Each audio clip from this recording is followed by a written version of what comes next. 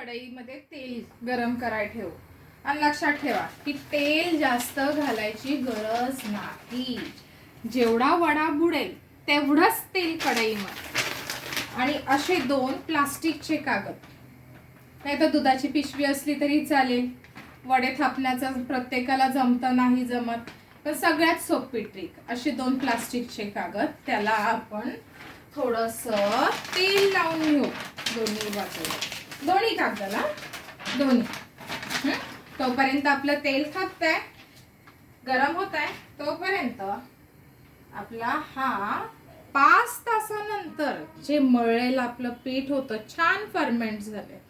जास्त छोटाही गोळा नाही आणि जास्तही मोठाही नाही, अंदाजे लाडूच्या मापाचा, हा एवढ्या आकाराचा. आणि छान हातावरती मळून घेऊन ह्या तेल लावलेल्या दोन्ही कागदाच्या मध्ये ठेवायचा. वडे थापण्याची कटकट नाही, ज्याला येत नाही तोही वडा बनवू शकतो. आणि अशी सपाट इक्वली चारही बाजूने त्याला सेम प्रेशर मिळेल अशी थाळी घेऊन त्याच्यावरती बघा दोन्ही कागदाच्या मध्ये मी हा गोळा ठेवला आहे आणि इक्वली असं प्रेस करावं.